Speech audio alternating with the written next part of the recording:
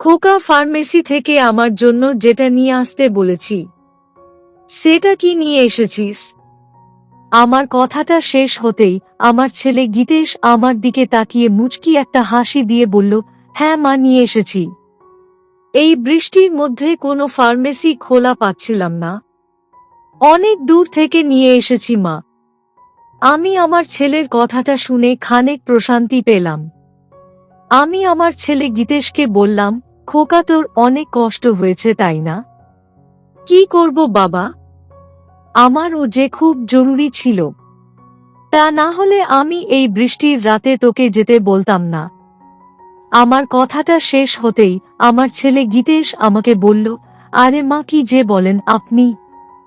মায়ের সেবা করাই তো একজন সন্তানের প্রথম ও প্রধান দায়িত্ব, তাই না? আমি আমার ছেলে গীতেশের কথাটা শুনে ভীষণ খুশি হলাম। আমি আমার ছেলেকে বললাম, খোকা, নিয়ে যখন এসেছিস তবে আমার কাছে দে, আমি ঘরে নিয়ে যাই। আমার কথাটা শেষ হতেই আমার ছেলে গীতেশ আমাকে খানিক অবাক করে দিয়ে আচমকাই আমার ছেলে গীতেশ আমার। হ্যালো আমার কলিজার বন্ধুরা, কেমন আছো সবাই? প্রতিদিনের মতো আজও আমি তোমাদের মাঝে নতুন একটি ভিডিও নিয়ে হাজির হয়েছি। আজ আমি তোমাদের বলবো আমার নিজের আপন ছেলের সাথে আমার জীবনের আরও একটি অসাধারণ সত্যি গল্প। আমি জানি এমন গল্প হয়তো তোমরা এর আগে কখনো শোনোনি। আমি শতভাগ শিওর হয়ে বলতে পারি আজকের ভিডিওটা দেখার পর তোমাদের ও জল আসবে। তাই তোমাদের অনুরোধ করছি সম্পূর্ণ ভিডিওটি দেখার। তো বেশি কথা না বলে চলো গল্প ফিরে যাই। আমি অনুপমা রায়। আমি 37 বছর বয়সী এক সন্তানের জন্যে। আমার ছেলের নাম গীতেশ।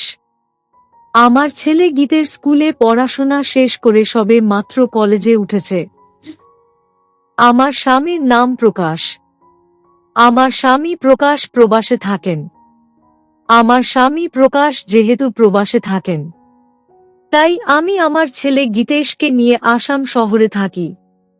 আমার স্বামী প্রকাশ প্রবাসে গিয়েছিলেন যখন আমি আমার শ্বশুর বাড়িতে নতুন বউ হয়ে আসি তখন, অর্থাৎ আমার বিয়ের বছর খানেক সময় অতিবাহিত হতেই আমার স্বামী প্রবাসে চলে যান। আমার স্বামী প্রবাসে চলে যাওয়ার পর আমি আমার শ্বশুর বাড়িতেই থাকতাম। আমার শ্বশুর বাড়িটা জয়েন্ট ফ্যামিলির ছিল। বিয়ের পর আমি যেমন আমার আপনজনদের ছেড়ে শ্বশুর বাড়ি চলে আসার পর আমার মনের মাঝে একটা শূন্যতা তৈরি হয়েছিল। সেই শূন্যতা আমার শ্বশুর বাড়ির আসার পর যেন আর থাকল না।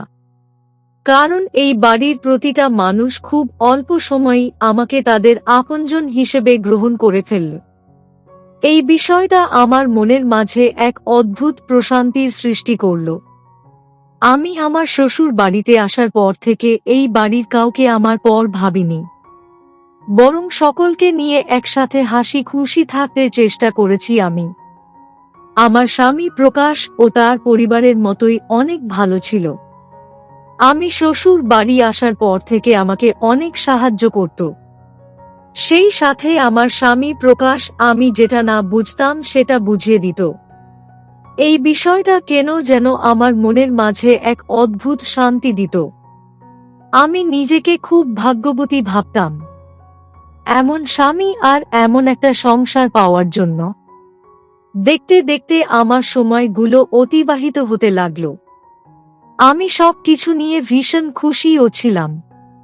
তবে আচমকা আমার সেই সব হাসি খুশি ভাবটা এক নিমিষেই শেষ হয়ে গেল, যখন আমার স্বামী প্রকাশ প্রবাসে চলে যাওয়ার জন্য প্রস্তুতি নিতে শুরু করল।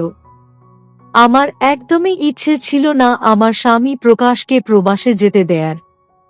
আমি সরাসরি আমার স্বামী প্রকাশকে বারণও করেছিলাম। তবে আমার স্বামী প্রকাশ আমাকে বলেছে, এত চিন্তা করছো কেন? আমি প্রবাসে যাচ্ছি তো আর নিজের একার জন্য নয়, আমাদের ভাগ্য পরিবর্তন করার জন্য, আমাদের ভবিষ্যতের জন্য।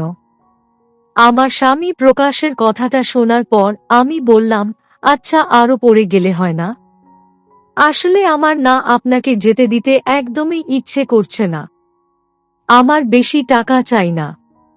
আমি অল্পতেই খুশি। আমার কথাটা শেষ হতেই আমার স্বামী প্রকাশ হেসে ফেলল। আমার স্বামী প্রকাশ হয়তো আমার ছেলেমানুষই দেখে আসছে। আমি আমার স্বামী প্রকাশের হাসি দেখে নিজের মুখটা কুঁচকে নিয়ে মাথাটা নিচু করে ফেললাম। আমার অভিমানটা বুঝতে পেরে আমার স্বামী প্রকাশ আমাকে বলল, আরে এ তো অভিমান করে না। আমি তো সারা জীবনের জন্য চলে যাচ্ছি না। আমি খুব দ্রুত ফিরে আসব। তুমি চিন্তা করো না, আর হ্যাঁ, প্লিজ মন খারাপ ও করো না। আমি আমার স্বামী প্রকাশের কথা মতো হ্যাঁ সূচক মাথা নাড়লাম। তবে আমার মনের মাঝে অন্য কিছুই চলছিল। নির্দিষ্ট সময় আমার স্বামী প্রকাশ প্রবাসে চলে গেল। আমার স্বামী প্রকাশ প্রবাসে চলে যাওয়ার পর প্রায় 2 বা 3 দিন আমার মনটা বিষণ্ণ ছিল। সবে মাত্র নতুন বিয়ে হবার পর যদি স্বামী তার নববধূকে রেখে প্রবাসে চলে যায়, তবে নববধূর মন বিষণ্ণ হবে, এটাই তো স্বাভাবিক। আমার স্বামী প্রকাশ প্রবাসে চলে যাওয়ার প্রায় সপ্তাহ খানকে সময়ের মাঝেই আমার শ্বশুর বাড়ির প্রতিটা লোকের আসল মুখ আমি দেখতে পেলাম। কেন যেন তারা সবাই আমার সাথে খানিক অদ্ভুত আচরণ করতে লাগল। আমি যদিও সকলের কথা মতোই সকল কিছু করতাম। সারা দিন সংসারের সকল কাজকর্ম করতাম। আমার শ্বশুর শাশুড়ির সেবা যত্নও করতাম। তবুও তারা আমার সাথে খানিক অদ্ভুত ব্যবহার করা শুরু করল। আমি বুঝতে পারলাম না যে আসলে কি হলো, যে তারা আমার সাথে এমনভাবে কথা বলছে। তাছাড়া আমি তো তাদের কথা অমান্য করিনি। আমি নিজের মাঝেই একটা চিন্তা করতে থাকি। আমি কোনো কারণ খুঁজেই পাচ্ছিলাম না। আমি আমার স্বামী প্রকাশকে এক ব্যাপারটা জানিয়েছি। তবে আমার স্বামী প্রকাশ এই বিষয় নিয়ে তেমন কিছুই বলেনি আমাকে। শুধুমাত্র বলেছে তাদের সাথে ভালো ব্যবহার করে একসাথে থাকতে। আমিও তাই করলাম। এমনভাবেই আরও কেটে গেল প্রায় 1 মাস। প্রায় মাস খানেক পর একদিন আমি নিজের ঘরে দুপুরের খাবার খেয়ে শুয়ে বিশ্রাম করছিলাম। এমন সময় আচমকা আমার ঘরে চলে আসলো আমার দেবর নিতেশ। আমি আমার দেবর নিতেশকে আমার ঘরে দেখে খানেক অবাক হয়ে গেলাম। আমি আমার দেবর নিতেশকে বরাবর নিজের সন্তানের মতো জানতাম। আমি আমার দেবর নিতেশকে আমার ঘরে দেখে কৌতূহলী কণ্ঠে নিতেশকে জিজ্ঞেস করলাম, নিতেশ ভাই, তুমি এই সময় আমার ঘরে? কি ব্যাপার ভাই? কিছু কি বলবে? আমার প্রশ্নের জবাবে আমার দেবর নিতেশ খানেক অদ্ভুত রকম হাসি দিল আর বলল, না দিদি ভাই, তেমন কিছু না। এমনিতেই আপনার সাথে একটু কথা বলতে আসলাম। আমার কেন যেন নিতেশের বলা কথাগুলো খানেক অদ্ভুত লাগলো। আমি কোনো মতে আমার দেবরের সাথে কথা বলা শেষ করে নিয়েই আমার স্বামী প্রকাশকে বিষয়টা বললাম। আমার স্বামী প্রকাশ বিষয়টা শোনার পর আমাকে বলল, শোনো, তুমি আজ আর এখনই আমাদের বাড়ি থেকে তোমাদের বাড়ি চলে যাও, আর বাকি বিষয়টা আমি দেখছি। আমি আমার স্বামী প্রকাশের কথা মতো সেই দিনেই আমার শ্বশুর বাড়ি ছেড়ে আমাদের বাড়ি চলে যাই। কারণ আমার স্বামী এখন এই বাড়িতে নেই। যেখানে আমার স্বামী প্রবাসে যাওয়ার সাথে সাথেই সকলের কথা বলার ধরন বদলে গেছে, সেখানে আমি কোনোভাবেই থাকতে পারবো না। আমি আমার বাবার বাড়িতে চলে আসার প্রায় বছর খানেক সময় পর আমার ছেলে গীতেশ আসলো। আমার কোলে আমার ছেলে গীতেশ আসার খবরটা আমার স্বামী প্রকাশ শুনতে পেয়ে ভীষণ খুশি হলো। সেই সাথে আমার বাবা মা অনেক খুশি হলো। তবে এত খুশির মাঝেও আমি ঠিক খুশিটা খুঁজে পাচ্ছি না। কোথায় যেন এটা শূন্যতা আমাকে ঘিরে ধরেছে। হ্যাঁ, ঠিক ধরেছেন। আমার স্বামী প্রকাশ যদি আজ আমাদের সাথে আমার পাশে থাকত, তবে আমি হয়তো আসল খুশিটা খুঁজে পেতাম। তাছাড়া আমি আর চাই না আমার বাবার বাড়ি থাকতে, কারণ আমার এই বাড়িতেই কেমন যেন লাগছে, যেখানে প্রতিটা পিতা মাতা তার মেয়েকে বিয়ে দিয়ে শ্বশুর বাড়ি পাঠিয়ে খুশি হয়। সেখানে আমি আমার বাবার বাড়ি এসে পড়ে আছি তাদের উপর একটা বোঝা হয়ে। তাই আমি সিদ্ধান্ত নিয়েছি আমি আমার বাবার বাড়ি থেকে সোজা চলে যাব আমার নিজের বাড়িতে। আমি আমার সিদ্ধান্ত অনুযায়ী আমার ছেলে গীতেশকে নিয়ে চলে আসলাম আসামে। আসামে চলে এসে আমি একটা বাড়ি তৈরি করে এখানেই আমার ছেলে গীতেশকে নিয়ে থাকতে শুরু করি। যদিও আমি আসাম চলে আসার পর আমার স্বামী প্রকাশ প্রবাস থেকে দেশে ফিরে আসে। আমার স্বামী প্রকাশ প্রবাস থেকে দেশে ফিরে এসে আমাদের বাড়ি চলে আসলো। আমার স্বামী প্রকাশ আমার ছেলে গীতেশকে দেখে অনেক খুশি হলো। আমার স্বামী প্রকাশ দেশে ফিরে আসার প্রায় মাস খানেক সময় আমাদের সাথেই থাকল। অতঃপর তিনি আবার প্রবাসে ফিরে যান। এবার আমার মন তেমন খারাপ হয়নি, কারণ আমি আমার মনকে খনাকে শক্ত করে নিয়েছি। আমার ছেলে গীতেশকে নিয়েই আমি এখন অনেক ভালো আছি। আমার ছেলে গীতেশ ধীরে ধীরে বড় হচ্ছে। আমার ছেলে গীতের দেখতে অনেক সুন্দর হয়েছে। একদম আমার স্বামী প্রকাশের মতো আমার ছেলের গীতেশের গায়ের রং। আর আমার ছেলে গীতেশের চোখ জোড়া হয়েছে একদম আমার মতো। আমি বরাবর আমার ছেলেকে পড়াশোনা শিখিয়ে প্রতিষ্ঠিত করার স্বপ্ন দেখতাম। আর তাই আমি আমার ছেলে গীতেশকে স্কুলে ভর্তি করিয়ে দেই। আমার ছেলে গীতেশ পড়াশোনায় মোটামুটি ভালোই ছিল, তবে সে সব সময় একটু বন্ধুদের সাথে আড্ডা দিতে পছন্দ করত। আমার ছেলে গীতেশের এই অভ্যাসের জন্য সে আমার কাছে সব সময় কথা শুনত। আমার ছেলে গীতেশকে আমি যতবার বারণ করি না কেন, সেই তার বন্ধুদের সাথেই আড্ডা দিতে থাকে। আর নিজের জীবনের গুরুত্বপূর্ণ সময়গুলোকে সে নষ্ট করতে থাকে। আমি আমার ছেলে গীতেশের এমন সব কাজ মোটেও পছন্দ করতাম না, কিন্তু কি আর করব, সে পড়াশোনা করার সময় মন দিয়েই পড়াশোনা করে থাকে। আর যখন সে নিজের বন্ধুদের সাথে আড্ডা দেয়, তখন সে মন দিয়েই গল্প করে আড্ডা দিয়ে থাকে। তাই আমি মা হয়ে আমার সন্তানকে খুব বেশি কিছু বলতেও পারি না।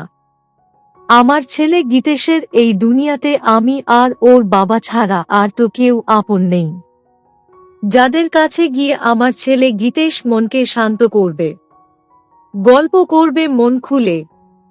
তাই আমিও আমার অভিমানকে সামলে নিতে চেষ্টা করি। আমার ছেলে গীতেশ রোজকার মতো আজ ও স্কুল ছুটি হবার ও খানেক পর বাড়ি আসে। আমার ছেলে গীতেশ বর্তমানে 10ম শ্রেণীতে পড়াশোনা করছে। আমার ছেলে গীতেশ বাড়ি ফিরে আসতেই আমি গীতেশকে জিজ্ঞেস করলাম, কিরে বাবা গীতেশ, স্কুল থেকে বাড়ি ফিরে আসতে কতক্ষণ সময় লাগে?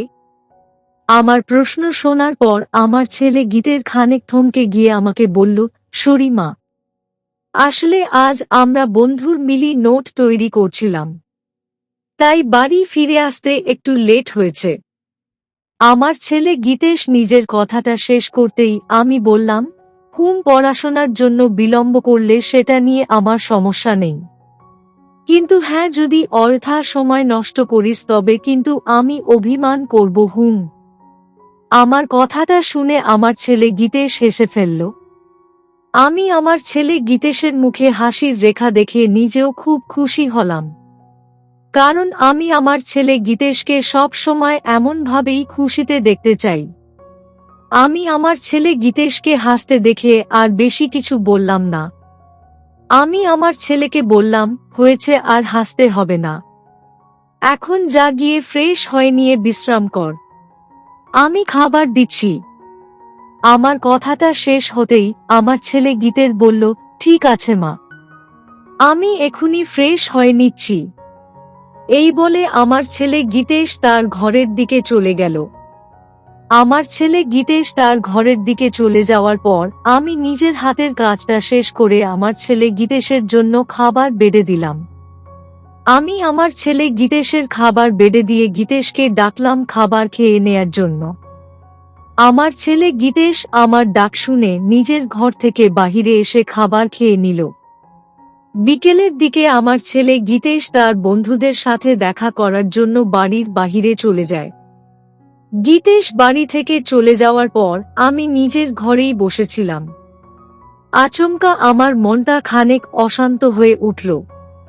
আমার মন অশান্ত হয়ে উঠে এটা নতুন নয়, তবে আজ কেন যেন আমার কিছুই ভালো লাগছে না। বারবার করে আমার ছেলে গীতেশের কথা আমার মাথায় চলে আসছিল। ছেলেটা সেই কখন গেছে, এখনো বাড়ি ফিরে আসছে না। সব মিলিয়ে আমার মনটা খানিক অশান্ত হয়ে উঠেছে।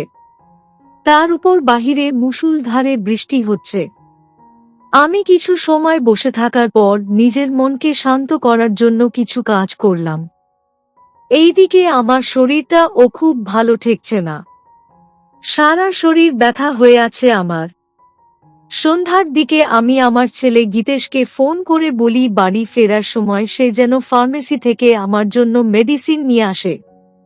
আমার ছেলে গীতের রাতের দিকে বাড়ি ফিরতেই আমি আমার ছেলে গীতেশকে জিজ্ঞেস করলাম, খোকা ফার্মেসি থেকে আমার জন্য যেটা নিয়ে আসতে বলেছি সেটা কি নিয়ে এসেছিস? আমার কথাটা শেষ হতেই আমার ছেলে গীতেশ আমার দিকে তাকিয়ে মুচকি একটা হাসি দিয়ে বলল, হ্যাঁ মা, নিয়ে এসেছি। এই বৃষ্টির মধ্যে কোনো ফার্মেসি খোলা পাচ্ছিলাম না, অনেক দূর থেকে নিয়ে এসেছি মা। আমি আমার ছেলের কথাটা শুনে খানিক প্রশান্তি পেলাম। আমি আমার ছেলে গীতেশকে বললাম, খোকা তোর অনেক কষ্ট হয়েছে তাই না? কি করব বাবা, আমারও যে খুব জরুরি ছিল, তা না হলে আমি এই বৃষ্টির রাতে তোকে যেতে বলতাম না। আমার কথাটা শেষ হতেই আমার ছেলে গীতেশ আমাকে বলল, আরে মা, কি যে বলেন আপনি? মায়ের সেবা করাই তো একজন সন্তানের প্রথম ও প্রধান দায়িত্ব, তাই না? আমি আমার ছেলে গীতেশের কথাটা শুনে ভীষণ খুশি হলাম। আমি আমার ছেলেকে বললাম, খোকা নিয়ে যখন এসেছিস তবে আমার কাছে দে, আমি ঘরে নিয়ে যাই। আমার কথাটা শেষ হতেই আমার ছেলে গীতেশ আমাকে খানিক অবাক করে দিয়ে আচমকাই আমার ছেলে গীতেশ আমার হাতে মেডিসিন দিয়ে বলল, মা, আপনি আমার উপর অভিমান করে আছেন তাই না? আমি আপনার সেবা করি না তাই আপনার মন খারাপ তাই না মা? আমি আমার ছেলে গীতেশের প্রশ্নের জবাবে বললাম, না রে খোকা, তুই তো জানিস তোর বাবা প্রবাসে থাকেন, আমাদের থেকে অনেক দূরে। তুই ও যদি আমার থেকে দূরে থাকিস তবে অনেক চিন্তা হয় আমার। এই কারণেই আমি তোকে বারণ করি বন্ধুদের সাথে বেশি আড্ডা না দিতে। তুই বাড়িতে থাকলে আমার চিন্তা কম হয় খোকা। আমার কথাটা শুনে আমার ছেলে গীতের বলল, সরি মা, আজ থেকে আমি আর কারোর সাথে আড্ডা দিব না, বাড়িতে থেকে আপনার সেবা করব। আমি আমার ছেলে গীতেশের কথাটা শুনে ভীষণ খুশি হলাম। আর তারপর আমি আমার ছেলের সাথে বসে রাতের খাবার খেয়ে নিয়ে অনেক সময় ধরে আমার ছেলে গীতেশের সাথে গল্প করলাম। সত্যি আমার ছেলে গীতেশের সাথে গল্প করে আমার অনেক ভালো লেগেছে।